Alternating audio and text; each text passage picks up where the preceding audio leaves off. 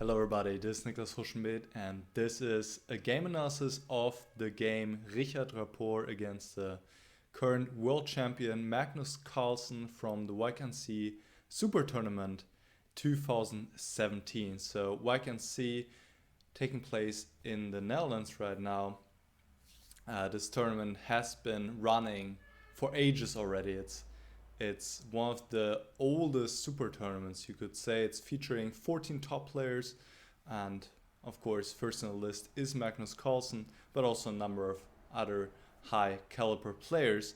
And they're playing a total of 13 rounds, and I would like to take a look at the game Rapport against Carlsen. So let's get started. Rapport beginning with one knight f3, and Rapport is known to play a little bit unusual openings time to time, and he has started many games in the past by going b3 in the first move, but here he actually goes b3 in the second move. And maybe just to give you a little idea of how the tournament is going for both players, Rapport not so well. He had 2.5 out of 7 before this round, and for Carlsen it's going fairly well. He had 4.5 out of 7 before this game, but he missed an easy win against Giro the round before. And also, just to let you guys know, I'm a little bit sick, so I apologize up front for, I don't know, whatever. It's just an excuse for everything. Okay, so let's see what happens here. So going b3 in the second move is more of a solid option because it doesn't allow black to go e5. As you can see, obviously this knight is stopping e5, so black is not able to grab complete control of the center. So this is more of a solid setup here, and actually the players are transposing into a well-known Rati line. Now white goes c4, and black chooses very solid setup as well, which you can actually remember for the future. This is standard good setup to choose. Bring the bishop out in front of the pawn chain, bishop goes to e7. This is very harmonious, just works out beautifully. But so is white's position also very, very harmonious and solid. So unlike in the previous games we have seen from Rapport, he's not doing anything crazy here in the opening.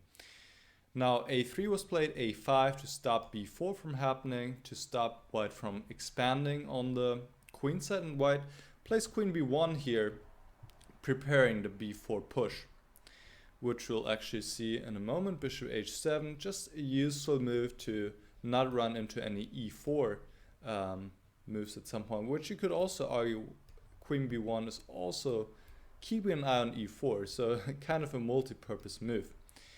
So bishop h7, bishop drops back, and now b4, a takes b4, a takes b4. Now black cannot take this pawn right now.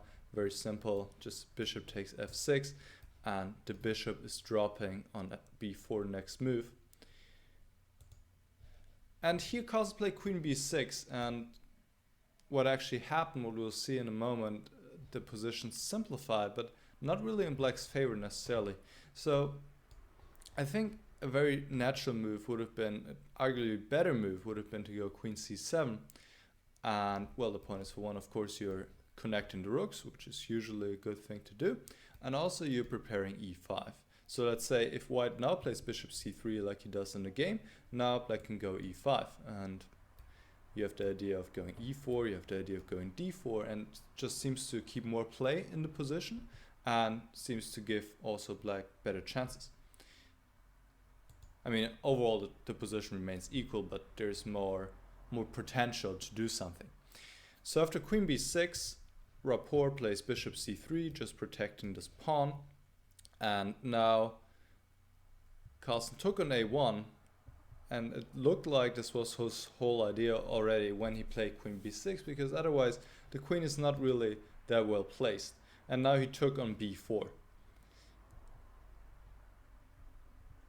Now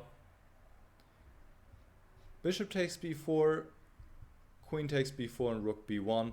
And this is what I was talking about. This was more or less a forced sequence, and the position is simplified and it's about equal, but if anybody has chances here, it's pretty much white, because white has an active rook on the 7th rank, and I'm not sure why you would necessarily allow that as black.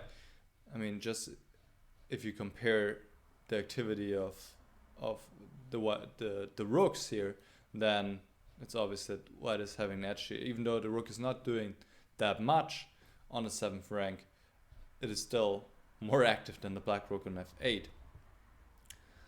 Alright, that being said, the position is still equal, but it seems to me a little bit more pleasant to play for white already. So e5 was played, and now d4, which is a good move. And now Carlsen took on d4.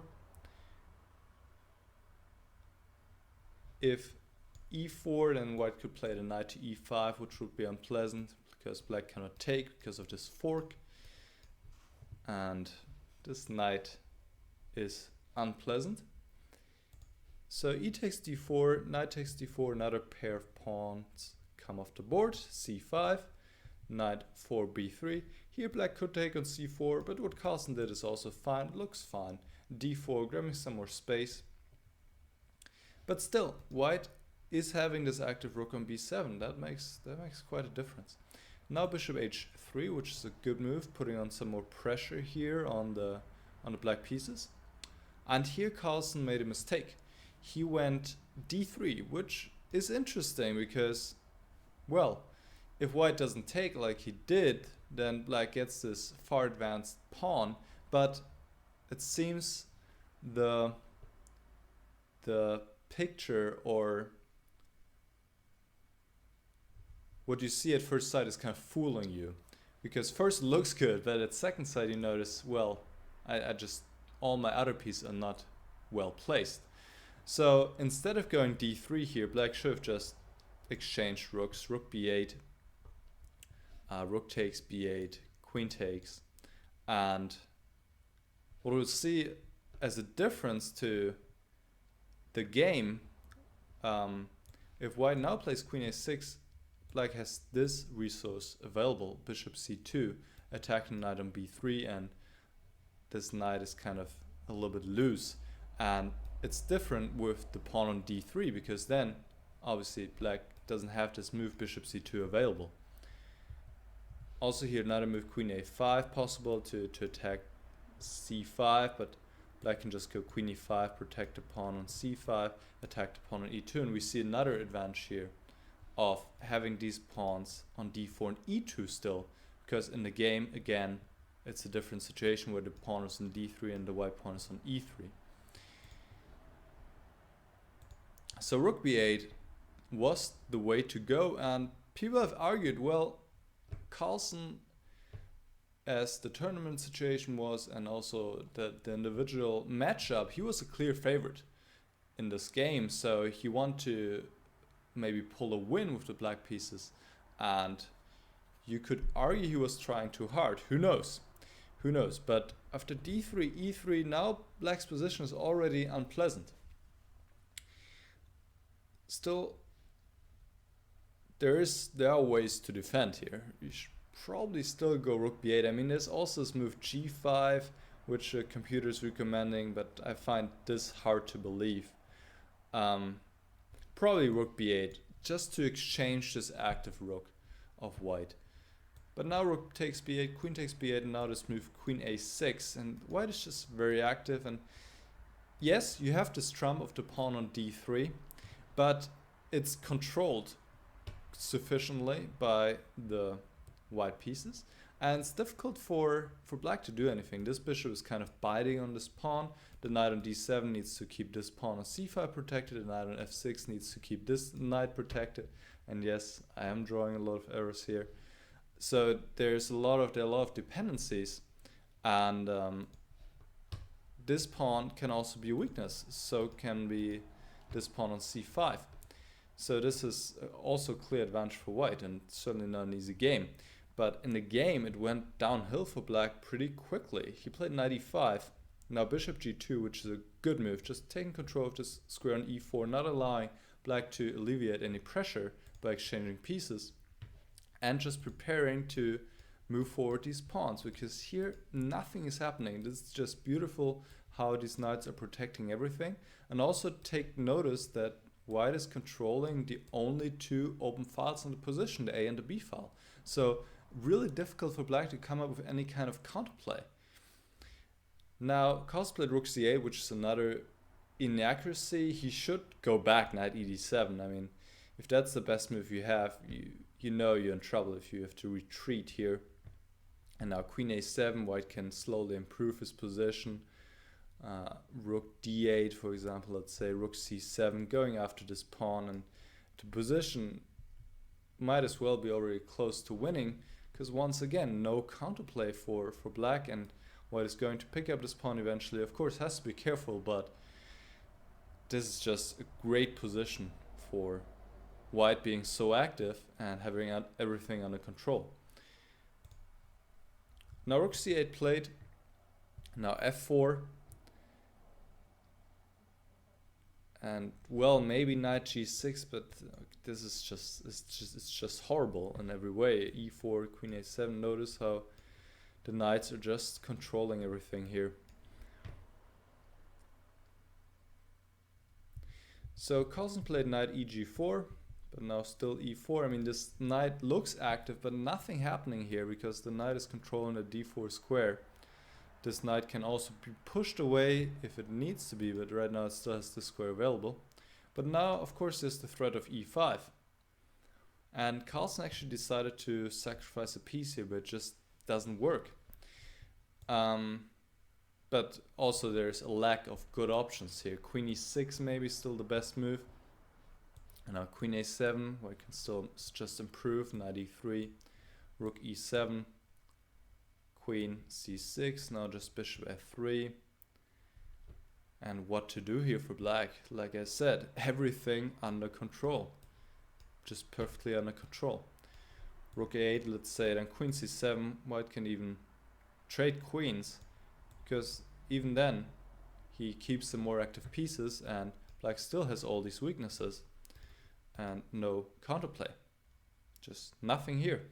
So this is pretty much winning for white. So Carlsen played rook e8 with the idea to sacrifice a piece here on e5, which would be possible. Well, it is possible, but it would give black some chance if there wasn't like an immediate refutation, kind of. And that is good move, rook b6, which Rapport found fairly easily. If queen takes b6, then just queen takes e5. Obviously now with the centralized queen and this pawn c5 falling sooner or later, no counterplay for black. This is easy. So Carlsen played queen to e7. If queen c7, then there's rook c6, and it's pretty much the same story. Queen b8, rook c8, deflecting the queen and taking on e5, and game over. So queen e7, rook b8 check, and now knight e8 is forced, obviously. And here Rapport found a nice finishing sequence, and that's my exercise for you guys today. Just one exercise. What would you play here as white? How would you finish off the world champion? So just stop the video real quick, think about it, and try to figure it out. It's not that difficult, so I'm sure you can solve it, and just stop the video right now. Alright, so what did Rapport play? Well, obviously there's rook e1 as a threat, but you can actually ignore it, which is really nice. I find this quite a nice tactic. Of course, you could play a move like knight f1, but the game continues, and black is having some compensation, having two pawns for the piece and having this far advanced d pawn. So bishop c6 is a very nice move. Just putting on more pressure on the e8 knight, and that's it. Carlsen played rook e1. He is winning the queen, but we all know the knight is the best friend of the king. Knight f1 now protecting the king from any checks. There's no check for black, and the problem is for him that rook takes e8 is coming no matter what you do. No matter what you do, unless d2. Okay, let's clarify that. After d2, white just takes this pawn, and then rook e8 will come no matter what. And even if you protect it, you still end up being a piece down here. Just a piece down, so no hope here. And the problem for black is that, well, if you move the queen to not lose the queen, well, then you're gonna lose your king, because this is a checkmate, a back rank checkmate, since the bishop is blocking the h7 square. So Rapport beats the world champion, the first loss for Magnus Carlsen in 2017. Quite a surprising upset, especially taking into account the tournament situation for both these players. That was actually the first time they met in a match, in a game, and Rapport wins this game. And it's interesting how quickly the black position deteriorated after this move d3, but it was indeed a very unpleasant position to play, because like I said, the white pieces were more active and no apparent counterplay. And we all as humans, we like to have play, we like to do something. If we just have to sit passively and defend, it's much more difficult for us. And Carlsen made a few inaccuracies in a row and just found himself in a hopeless position, and then he had to accept defeat. All right, I hope you guys enjoyed this analysis, and well, make sure to check out my other videos, or subscribe maybe if you like to, and also make sure to follow the tournament on Chess24. There's still like 5 rounds to go, so everything's completely open. Magnus Carlsen is not in the lead now anymore, of course. After his loss, Wesley So is 1 point ahead, so check this out as well. You'll find a link in the description, and I'll see you again very soon. Goodbye.